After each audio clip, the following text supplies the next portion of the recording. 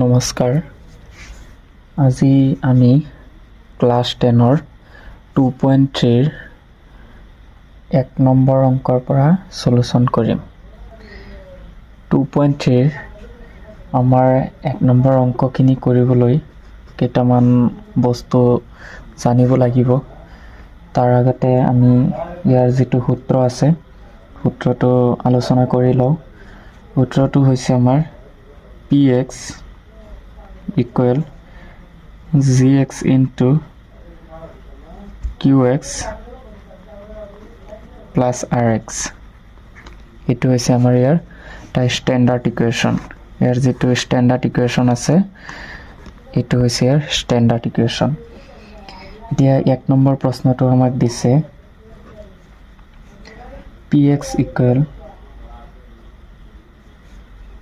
x cube minus 3x square plus 5x minus 3 আৰু gx টো দিছে x square minus 2। ইয়াৰ কথা হ'ল যে x square minus 2 দি পেলাই আমাৰ এই সমীকৰণটোত হৰণ কৰিব লাগে। এতিয়া আমি আগতে যেনেকৈ হৰণ কৰিছিলোঁ তেনেকৈ কৰিম। x square minus 2 x cube minus 3 x square plus 5x minus 3।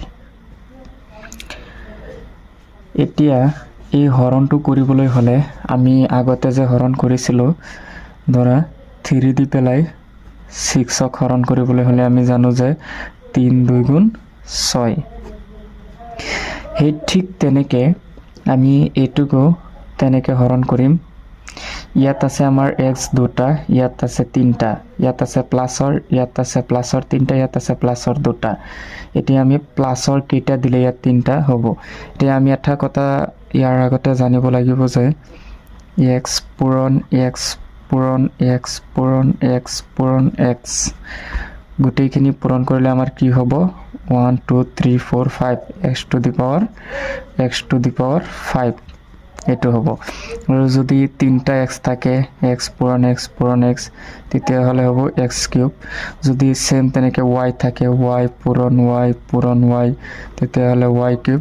ঠিক তেনেকৈ আমি এইটোকো কৰিম।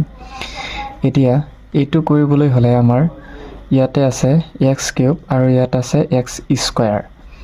এতিয়া x কিউব পাবলৈ হ'লে আমাৰ এইটো কি কৰিব লাগিব, ইয়াতে x এটা পূৰণ কৰিব লাগিব। এতিয়া ইয়াত আছে এটা x, ইয়াত আছে দুটা x, ইয়াত হ'ব আমাৰ 3টা x। এতিয়া ইয়াত আছে মাইনাছ, ইয়াত আছে প্লাছ, তেতিয়া প্লাছে মাইনাছে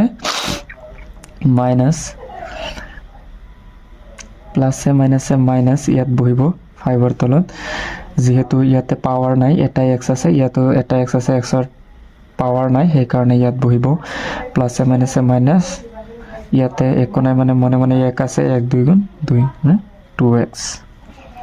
এতিয়া এইটো বিয়োগ কৰিম, এইটো বিয়োগ কৰিলে যোগ হৈ যাব, এইটো বিয়োগ কৰিম।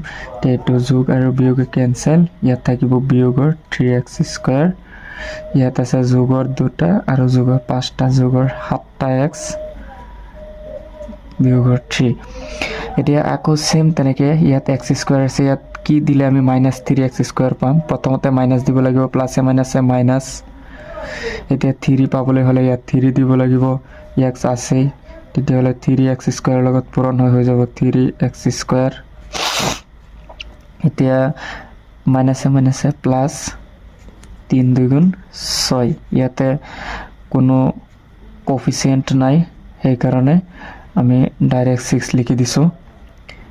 প্লাছ 7x, ইয়াত আছে মাইনাছৰ 9, এইটো প্লাছে মাইনাছে কেনচেল হৈ যাব। এতিয়া 7x minus 9 এইটো আমাৰ থাকি যাব। এটাকে আমি qx টো কি পালোঁ, qx equal x minus 3 আৰু rx equal 7x minus নাই।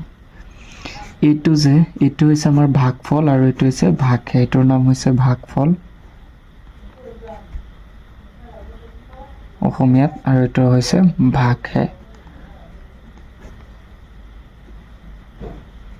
ৰাতি বহুত হৈ গৈছে, ডিঙিটো অলপ প্ৰব্লেম আছে, সেইকাৰণে চাউণ্ডটো অলপ কমকৈ ওলাইছে, তোমালোকে এডজাষ্ট কৰি ল'বা। এইটো অংক চোৱা, যদি ভাল লাগে তেতিয়াহ'লে নেক্সট অংকখিনিও কৰি দিম।